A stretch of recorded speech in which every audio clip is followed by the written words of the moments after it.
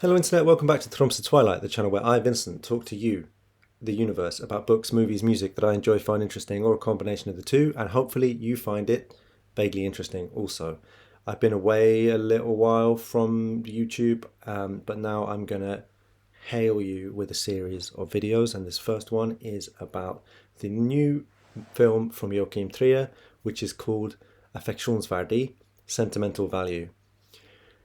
This film did very well at Cannes. It's on the back of his previous film, Världens värsta människa, or The Worst Person in the World, which also starred Renate Reinsve, who's in this movie. And I personally have a favourite Joachim Trier film, which is Oslo 31st of August. That, to me, is a near perfect movie. So,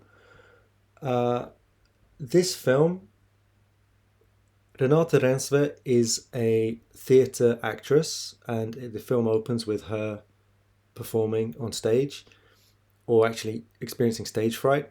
Her father is played by Stellan Skarsgård, and he is a film director, and they are quite estranged. And Renate Reinsve's character, Nora, her sister, is played by Inga Ibsdotter Lilleaas, sorry. And there's also a supporting role from Elle Fanning. Just to quickly summarize the plot of the film without any spoilers for those who haven't seen it, it starts with a voiceover about the family house which Stellan Skarsgård's character grew up in, and which his two daughters also grew up in, but they are estranged from him because he left their mother when they were quite young. And the house is a kind of theme throughout the film.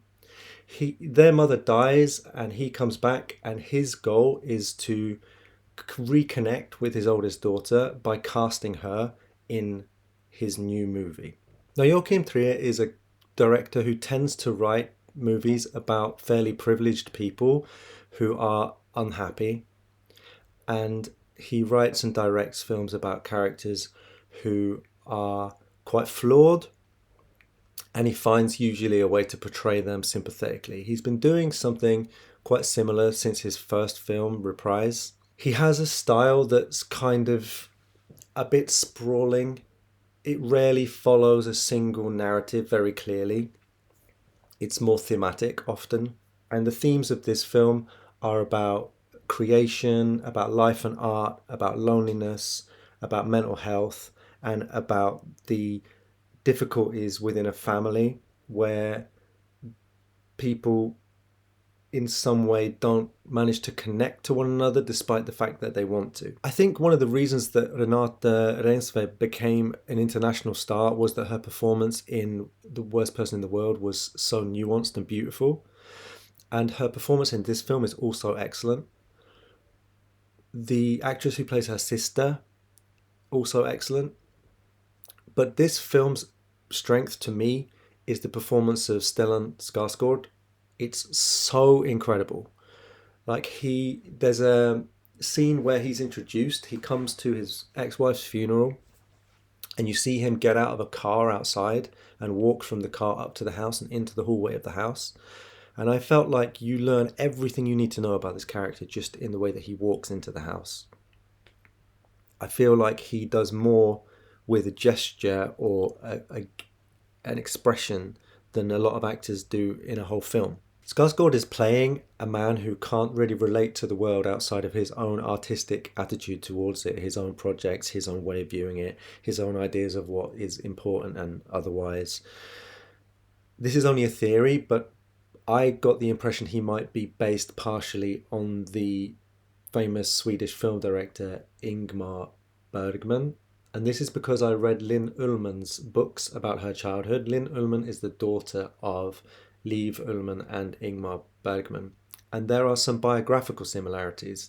Like, Bergman was Swedish, and he broke up with Linn Ullman's mother, and he moved back to Sweden in the way that Skarsgård's character has done in this film. But there are some other similarities also, perhaps in the type of movies this man seems to make. And also you get the impression when Linn Ullman writes about her father that he was not really capable of relating to her as a child. He didn't seem to have any concept of what was age appropriate, how an adult and a child can relate to one another.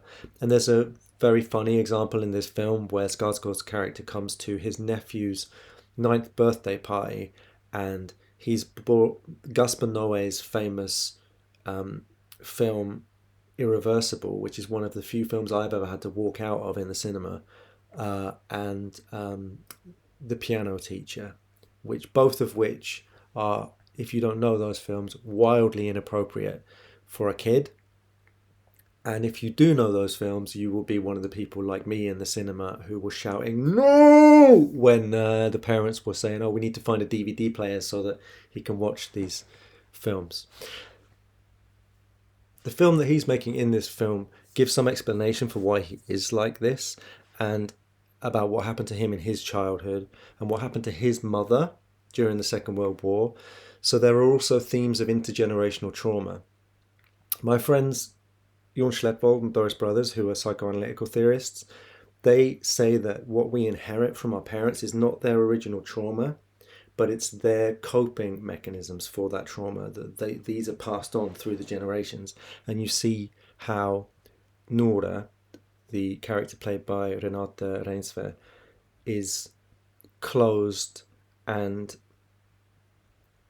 self-isolating in the way that her father has been, without the original trauma that he's experienced, and which he's experienced partly vicariously through his own mother. So this film's partly about making a film, and it's also about that formally.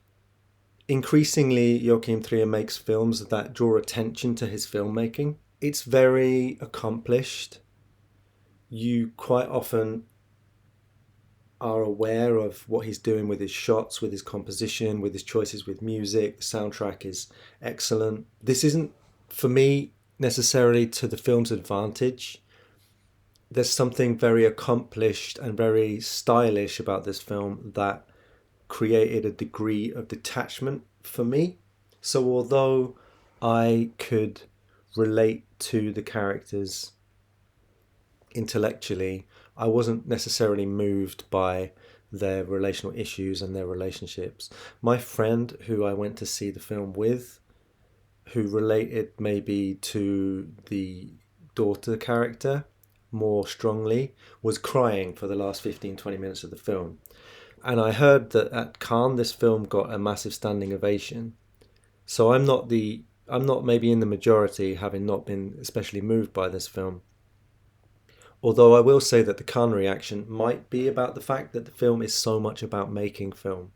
I should say before closing that the title of the film in Norwegian, Affeksjonsverdi, is a pun, it's a wordplay, because it means both sentimental value and the value of affection. This film certainly takes seriously the value of relationships, attachment, and affection, and it contrasts these with, for example, artistic success, financial success, the value of the physical house that these people have lived in.